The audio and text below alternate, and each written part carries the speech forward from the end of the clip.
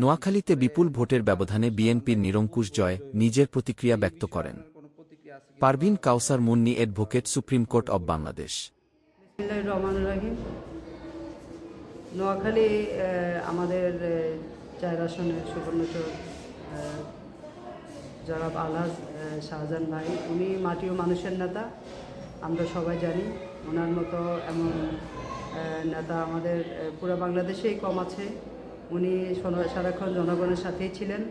আমরা যেরকম আশা করেছিলাম ইনশাল্লাহ আমাদের আশার চাইতে ভালো উনি ফলাফল করেছেন, বিপুল ভোটে উনি জয়লাভ করেছেন।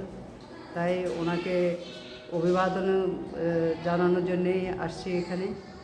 আমরা সবাই খুব জনগণ যারা আছি দলমত নির্বিশেষে সবাই খুশি। শুধুমাত্র দলের মধ্যেই ওনার প্রতিনিধিত্ব ইয়েতে ছিল না, উনি দলমত নির্বিশেষে সকলের জন্য সমাদৃত ছিলেন।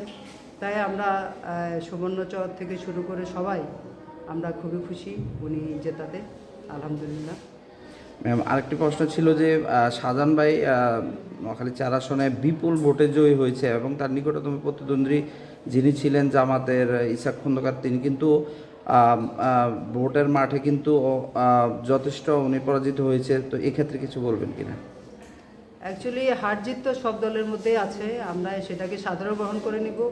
যারা হেরেছে তারাও আমাদের প্রতিবেশী, আমার নিজের ভাই।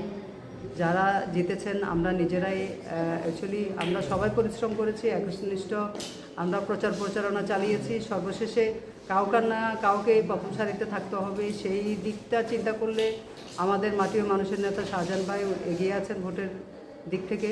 তো প্রতিদ্বন্দ্বী যিনি আছেন উনিও আমাদের কাছে থাকবেন, সব রকমের সামাজিক উন্নয়ন কর্মকাণ্ডে উনিও আমাদের সাথে থাকবেন। সবাইকে নিয়েই শাহজাহান ভাই দেশের কার্যক্রম এবং উন্নতি ও অগ্রগতির ধারা অব্যাহত রাখবেন, এটাই আমরা আশাবাদী। আমি শুনতে পেরেছি আপনি নারী আসনের জন্য প্রার্থী, তো এই ক্ষেত্রে যদি আপনার কোনো বিষয় বলার থাকে একটু যদি বলতেন। আমি barrister Parvin Kausar Munni, assistant attorney general for Bangladesh. আমি দীর্ঘদিন যাবতে সুপ্রিম কোর্টে প্র্যাকটিস করছি। অলরেডি আমি নোয়াখালী ৫ আসন থেকে মনোনয়নের প্রত্যাশী ছিলাম। তো দীর্ঘদিন যাবৎ কাজ করেছি, আন্দোলন সংগ্রাম করেছি ফ্যাসিস্ট সরকারের আমলে। যাক, আমাদের বাংলাদেশ জাতীয়তাবাদী দল ধানের শীষের কাণ্ডারি হিসাবে যাকে সিলেক্ট করেছেন জনাব ফখরুল ইসলাম সাহেব, ওনাকে দিয়েছেন। আমি দলের প্রতি শ্রদ্ধা রেখেই ফখরুল ইসলাম ভাইয়ের জন্য কাজ করেছি। দীর্ঘদিন যাবৎ আমি এলাকায় আছি, আমি দলের প্রতি যথেষ্ট শ্রদ্ধাশীল। তাই আমি দলের ম্যান্ডেটকে সম্মান জানিয়ে ওনার সাথে কাজ করেছি। ওনাকেও আমি অভিবাদন জানিয়ে আসছি। কালকে সারাদিন আমি ভোটের মাঠে ছিলাম, আমার কেন্দ্রে ছিলাম। আমার কেন্দ্রে সর্বোচ্চ ভোটে উনি জয়ী হয়ে আসছেন। আমি খুবই আনন্দিত এবং খুবই আশাবাদী, যেটা ছিলাম তার চেয়েও ভালো রেজাল্ট করেছে উনি। আমি খুশি যে ফখরুল ভাই সবাইকে নিয়েই, যারা হেরেছেন শুধু তারা হেরেছেন বললেই হবে না, আমরা সবাইকে নিয়েই দেশের উন্নয়ন কাজে একসাথে অগ্রগতি চালাবো, এটাই আমার আশ্বাস। আর সংরক্ষিত আসনে যেহেতু দল কাউকে একজনকেই দিবে নমিনেশন, সবাইকে দেওয়া সম্ভব না, সেক্ষেত্রে আমি সংরক্ষিত আসনের জন্য আমি দলের কাছে আমি আবেদন জানাচ্ছি। যেহেতু আমি সুপ্রিম কোর্টে প্র্যাকটিস করি একজন ব্যারিস্টার, সেক্ষেত্রে আমি আশাবাদী দল আমাকে ম্যান্ডেট দিবেন।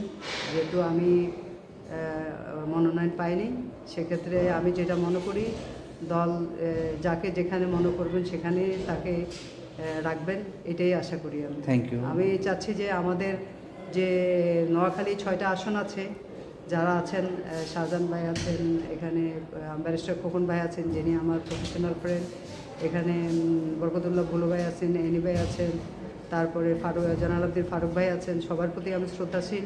দীর্ঘদিন যাবৎ ওনাদের সাথেও আমি কাজ করেছি সেন্ট্রালে। আশা করে আমি ওনাদের কাছ থেকে আমি খুব আশাবাদী আমাকে এই বিষয়ে আমাকে ম্যান্ডেট দিবেন। কারণ দল শুধু কাজ করলেই শুধু হবে না, কাজ করলে হবে না, চিন্তা করতে হবে যারা পার্লামেন্টারিয়ান হবার মতো যোগ্যতা কে কতটুকু রাখে। আমাদের ফখরুল ভাই আছেন, সবাই মিলে আমি তাদের সহযোগিতা এবং আন্তরিকতা চাই যাতে আমি সংরক্ষিত আসন পাই। সেক্ষেত্রে আমাদের জন্য সবাই সহনশীল হবেন, এই আশাবাদ ব্যক্ত করছি আমি।